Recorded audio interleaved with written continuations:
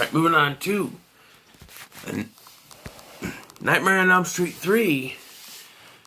The Dream Warriors ain't gonna dream no more. We're the Dream Warriors, and maybe tonight you'll be gone. Alright, we are here, we've arrived. It's only the third movie, but undoubtedly my favorite of the Nightmare on Elm Street movies. And Freddy at his peak. After this, started going downhill. Except for maybe Freddy versus Jason, A New Nightmare, but those... but he kind of went... after this one. What the story is, years after the first one, which I think they ignore the second one, it's going to mention anything. Although, there is something interesting, which I'll get to. Because I didn't think about this. I didn't think about it till I watched it this time after watching the second one and third one back to back here, and I saw something. So, story is, years later, after the original one at least,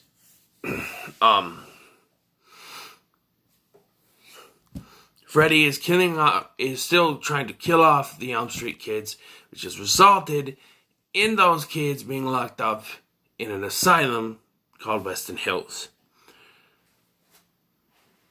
There, a particular patient, Kristen, is brought in, and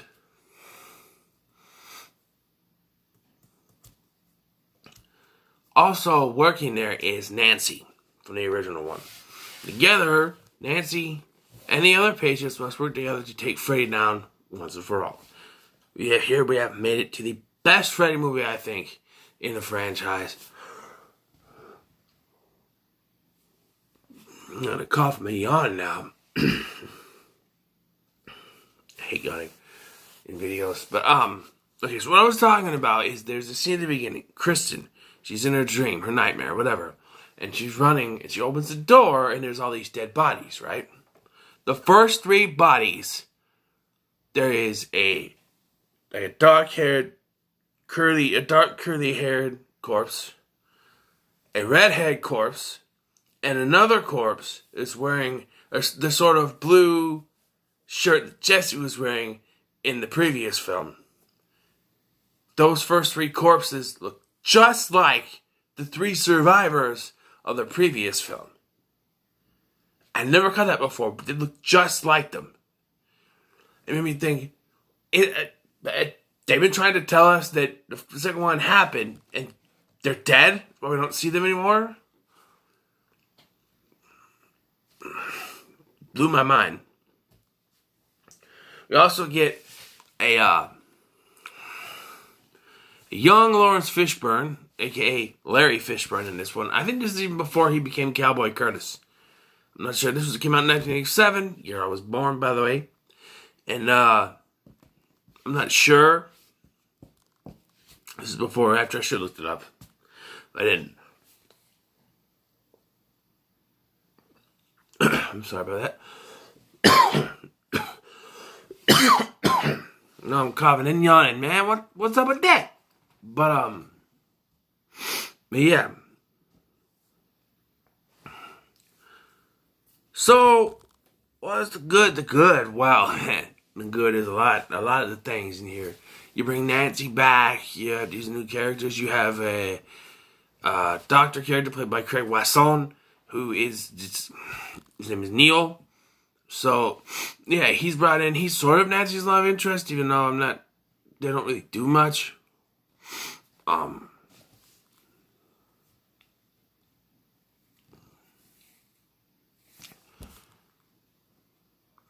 Yeah, most of the characters are decent. Like, there's Kristen, well, besides Nancy and Neil, there's Kristen, Joey, Kincaid. Those are the three main ones you gotta keep your eye on, because they're the ones that survive, quote unquote. Survive. Not quote unquote. Spoilers, I meant to say. Survive, spoilers. But, that each of them have a dream power.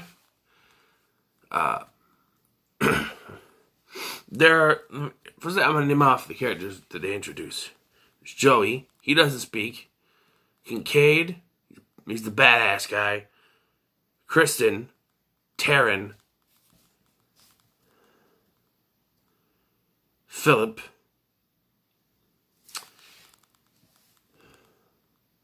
Brian? No. I don't remember the Wizard Master guy. I don't remember him. And then there's Jennifer. So there's 7 of them.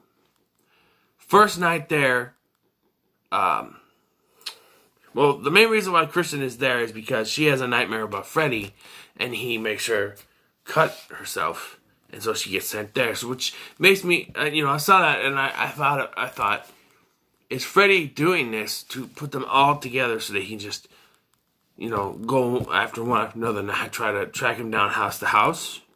That's pretty smart.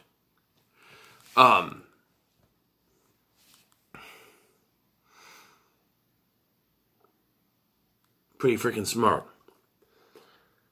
But once they get there, they introduce Nancy to everyone, and then Philip's the first to go. And, he dies. His death, definitely a positive. Not him dying, just the way his kill goes. He's a puppet, and he's taken to the top of this clock tower, and then Freddy, and he falls to his death. But the way they have him walk through the halls of the hospital, and Joey, who can't speak, like he doesn't speak, has to use a lunch tray to hit the door, wake people up to let them know something's going on. And then this is where they start having these little, I like the fact that each of them have a little bit of a power. Kristen can do acrobatics. Also, she can also drag people into her dreams. Which that's more prominent in the next one than this one, but she can do that. She drags Nancy in. Kincaid has super strength. Jennifer, well, I think she's dead by the time this happens, so she doesn't really have one. Taryn is beautiful and bad. Jennifer's death is probably the most well-known and probably my favorite in this, so we'll get to that right away. It's the welcome to primetime bitch kill. Jennifer, and I got something to say after this because it's kind of a thing. So, Jennifer's sitting there, she's watching TV. She burns herself with a cigarette. First of all, she just goes, and it goes on like it's nothing. No. See, I've been burned accidentally with a cigarette before. It hurts like hell. You can't just go and keep moving. That fucker hurts. It's not just and move on. It hurts. No, it was an accident. It's only happened maybe once when we were walking and I moved my hand and accidentally bumped my mom's cigarette and got a little burn. That's it. But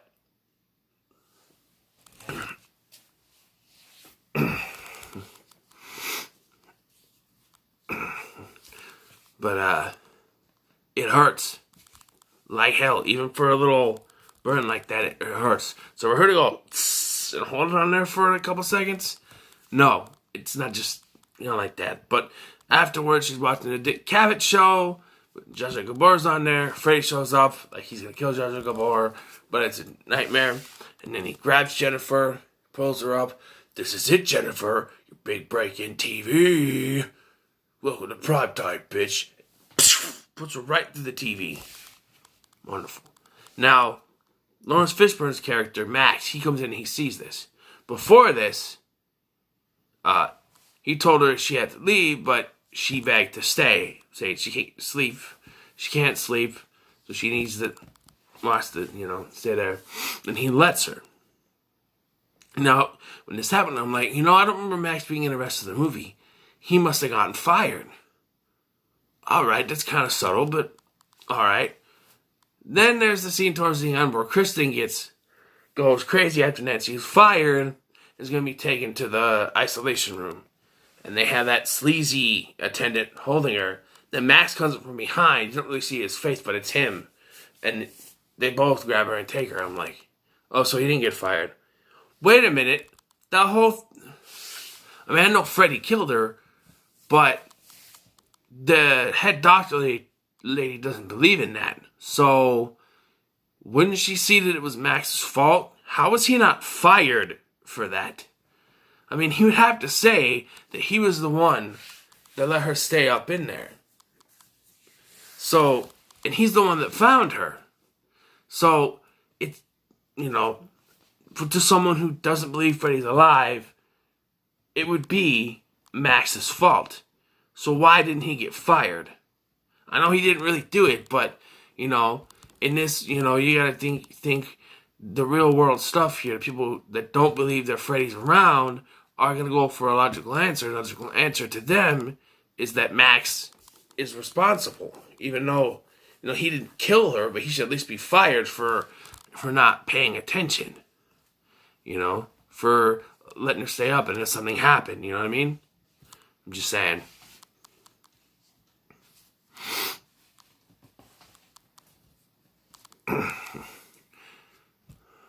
And,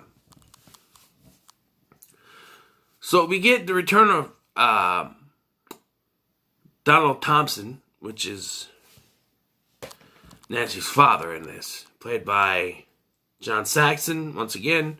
I didn't mention him in the first review, I'm sorry I didn't. But he's a great actor, he's great in the first one, he's great in this one. He's even great in New Nightmare. There's my baby girl, my little girl, whatever. But he drunk off his ass at that point. He and Neil have a little side mission. They have to get Freddy's remains, which I guess they have. It's bad enough that I understand he's a cop, so maybe that's how he organized it, but he's like, okay, we're gonna bury his body in the trunk of a car, but in case our daughter asks about him, somehow, some way, if she happens to ask, we'll leave the hat and the glove in our furnace. First of all, that's another thing. Do they use the furnace, or... not to be off a quote in that house, but yeah, it's kind of like, wait. I understand he's a cop, but that much pull to get the body and hide it?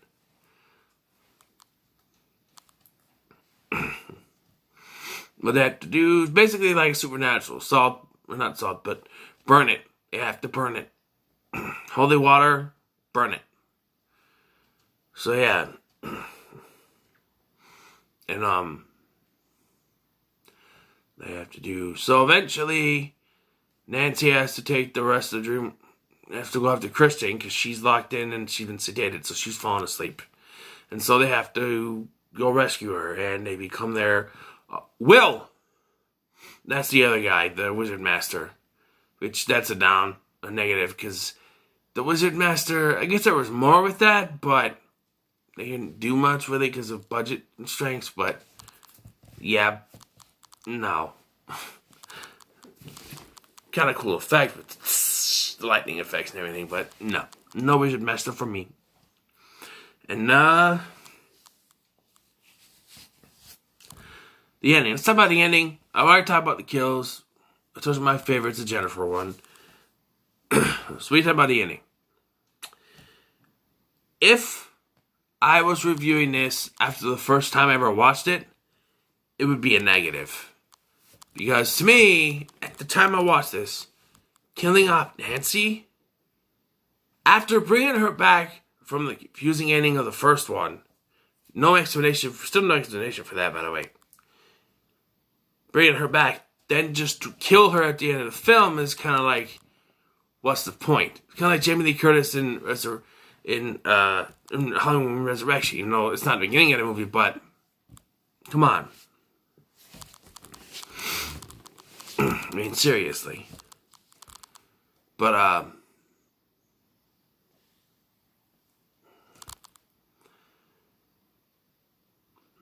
so, during the fight with Freddy between, Neil and Don, Mr., John Saxon, they're trying to bury the thing. Freddy goes out of the dream world and he becomes this little skeleton thing and goes after them.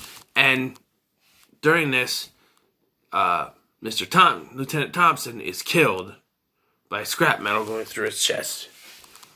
And after Joey finally uses his power, because Joey's weakness, if Joey was a superhero, his weakness would be titties. So they're all in the room doing the meditation or whatever, and Joey sees the nurse he has a crush on, and then she lures him into the other room where she, undresses, and it turns out it's Freddy. So we get tit shot, and then it turns out it's Freddy. And originally they were gonna have Freddy with tits, but they decided no, and good, because I don't want to see Robert Englund with tits. I'm sorry, but it's at that point that he gets taken into the dream world. And his body's in a coma. So Joey finally uses his power, which of course is his voice. He screams. Everyone gets sucked into a mirror except for Joey. He screams. They all fall out of the mirror, and you think Freddy's gone. And then the ghost of Lieutenant Thompson, comes and tells Nancy, it's time for me to move on. And then kills Nancy. Is actually Freddy. Meanwhile, on the other side, Neil finally not burn, actually, I'm wrong. You gotta give it a final resting place. So, he throws it in the hole, uses the holy water in the name of the Father, the Son, the Holy Ghost, and then, boom, it's over. Freddy hits its light, burst, but Nancy's dead. And then Christian says this thing about building her a dream or something. I don't know. There was one more thing. At the beginning of the film, there's this sequence where Kristen is listening to Into the Fire by Dokken. And mom comes in and she's trying to tuck her in, and her boyfriend is out there saying, "Where's the bourbon?" In a minute, and she puts it to bed, and then the whole dream thing happens. Well, towards the end of the film, Kristen wakes up and she's back in her house, and this sequence happens word for word. Where's the bourbon or whatever. And so just a minute, but then Freddy grabs her by the head. And says, where's the fucking bourbon, bitch? And then the head comes off and goes, you're always ruining my dates. I always laugh at that. That's pretty cool. Guys, what can I say about this movie? It's awesome. Absolutely awesome. I gotta give it fuck it. I'll give it a 10 out of 10. Alright?